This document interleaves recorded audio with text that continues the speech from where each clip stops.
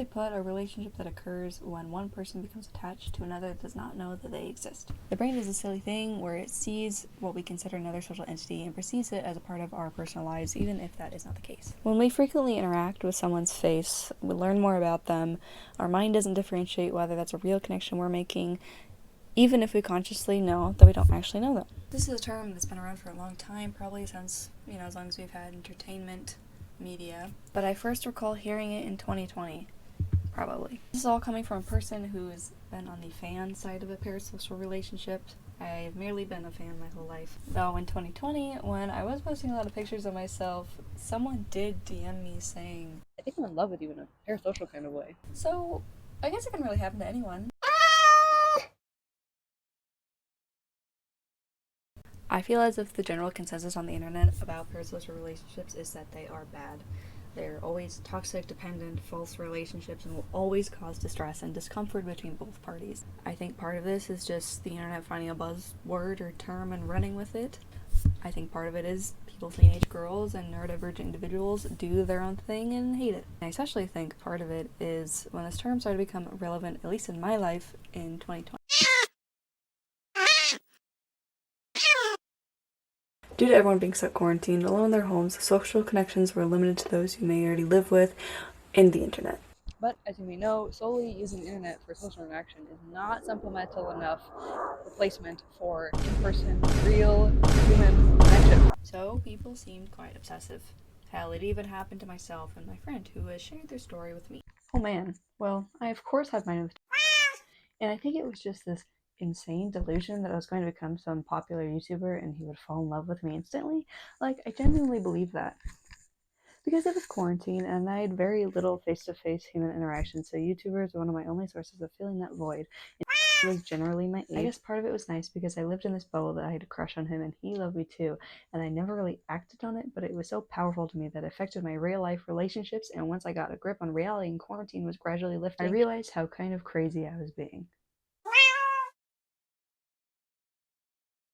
I am no psychologist, but according to the research I've done over the years and the many online battles I've fought in, parasocial relationships are not bad. Does that mean they're good? Yeah, there's kind of a thing that happens. It's just our brain's reaction to seeing another face and becoming fond of them. Television, video, and getting to know a person that isn't face-to-face connection or direct communication is a fairly new thing. Our brain still perceives as interaction and frequent sighting of someone as getting to know them. The other reason I think this is such a negatively viewed thing is how we perceive teenage girls. In our current society, it's much more acceptable for them to idolize celebrities. When I was writing this script, I wasn't really sure how to word this, and I think this sounds stupid.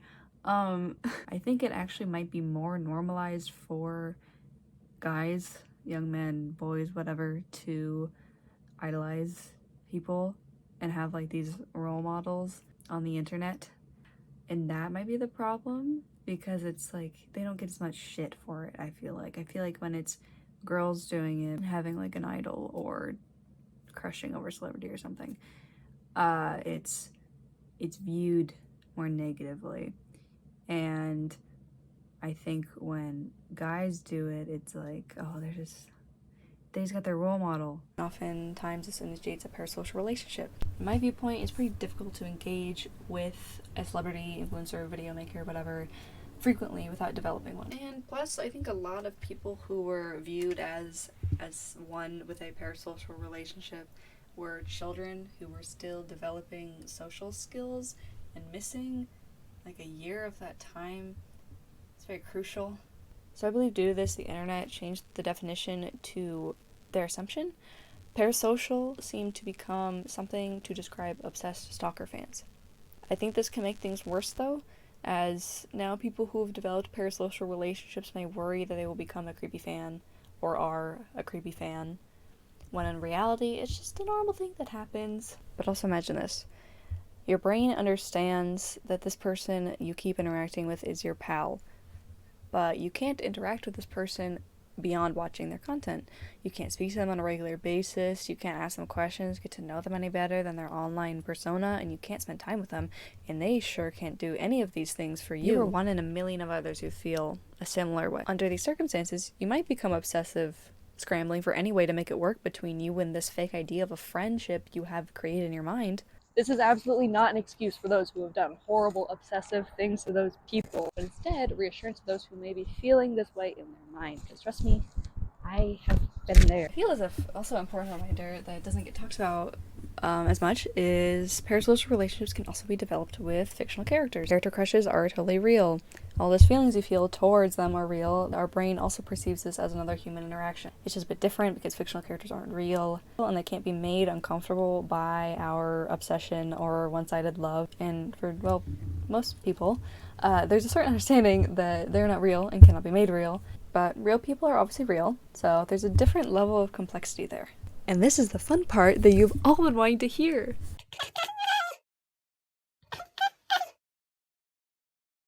When these relationships grow toxic. Because of course, they can, very easily. When you start to lose the ability to differentiate between your reality and the one your brain has created, thinking you are besties with this person.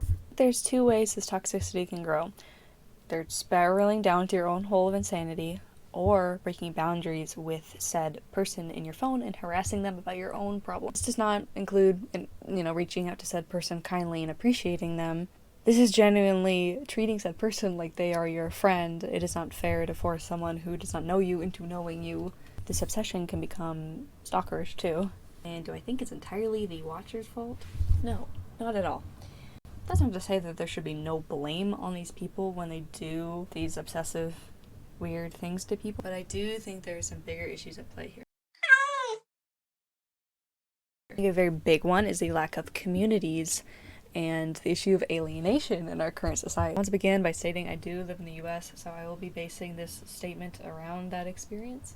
With the rise of the internet's accessibility, paired with the detrimental stress of life's many problems, it is so hard for people to create or join face-to-face communities. It is so easy to just lock yourself inside and have the entire world at your fingertips. But is it really? It's just a simulation of what the world is. But that's a whole nother topic. But seriously, what time do we even have for community? Where do we even go? I think this is a very under-talked about issue, considering I'm only now hearing about something called third spaces and how we lack these in the US especially. And that, this just goes back to my point of how I was talking about in 2020, how you could not have any in-person connections really. It was all online, so people became very attached to those who they saw online. Happened to be a lot of streamers and stuff gaining popularity in that time, for the obvious reasons. Now, something I've never thought about as someone on the fan side of parasocial relationships is the content creator's parasocial relationship with the amalgamous cluster of people we call their fan base. It is obviously not the same as the fans' feelings towards a content creator they have a parasocial relationship with, but I hear that content creators tend to have some sort of attachment to their fan base, and it can seem similar to a fan's parasocial relationship. There's a clear difference between obsessing, idolizing, and having a parasocial relationship, but I feel as if those terms get used interchangeably very often. Having an idol is okay. It might even be a good thing for you, having someone to look up to. But I don't think that people keep in mind that people are people, and they cannot be perfect. This person may make a mistake, or they may have ideals or values that do not align with yours at all. And so I think it's important to keep in mind that you are idolizing this person's online persona, and not necessarily, it might not be them as a person. And then obsessing is when things get toxic. It can happen, and I don't think it's the end of the world. As long as you don't act on your obsessions. And parasocial, as I've described a few times, is simply the attachment you grow to someone who cannot reciprocate and does not know that you exist. Now, how do parasocial relationships affect me? Perfect person. What up, you and ideal? Perfect person. You're my savior.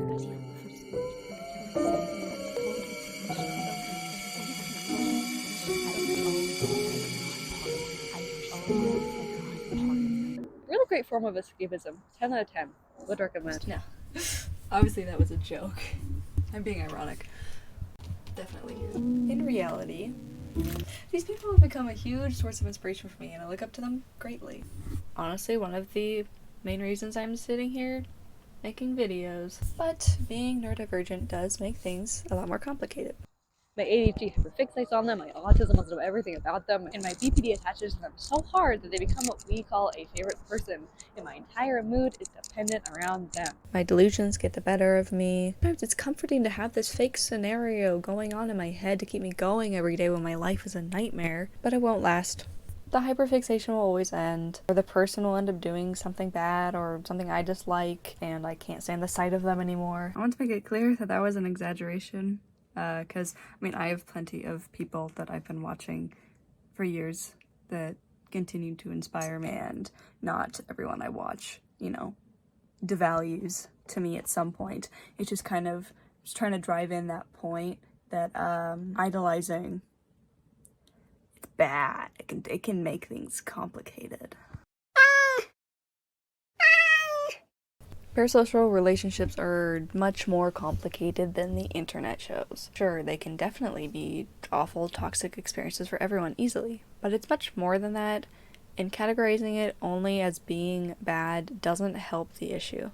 I think a big piece that I didn't really talk about too much in this, which I probably should have, is cringe culture and how we should really be dismantling that, which I feel like we already are doing a pretty good job at. Cringe culture is generally just a very ableist concept that targets anyone who is out of the norm, which this leads greatly into my next video about autism, where I interview my friend. So go watch that one when it comes out, if it's not already out when I'm posting this. It probably won't be out.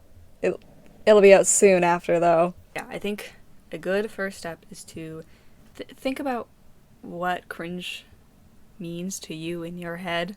Are you just making fun of autistic people or people who do not fit into your idea of the norm? Maybe think about why that makes you cringe or makes you so uncomfortable. Maybe you'll find something in yourself. And I also think we should just get more comfortable with the idea of caring about each other. I just find it kind of so crazy that it is like frowned upon or looked at as creepy to appreciate an artist or a content creator or whatever. I get nervous reaching out to people I like and telling them I appreciate them. I rarely do it, ever. And when I do, I think I cringe at myself, right? But why? I'm sure that person loves receiving a lovely message, you know? But for some reason, I think it's cringy as hell. Not if anyone else did it, but just because I'm doing it. I think it's important that we appreciate our artists that we enjoy. It's okay to have these attachments to people, you know, as long as you are able to live your own life and keep your personal connections. There's no point in shitting on someone just because they have a different thought process than you or a different way of going about life. Like, what is the point of that? Again, this is kind of difficult to talk about as someone who has never, it does not have people with parasocial relationships with them, you know? Because I don't know how it feels. I don't know what it's like. So that's my thoughts as someone who's very passionate about parasocial relationships. I don't know why. It's just very interesting to me. I think we can do better. I think we can do better as a collective with treating this issue. It's kind of mind-boggling to me that the brain just does something and we go, no, bad. Like, man, let the brain do what it wants to do.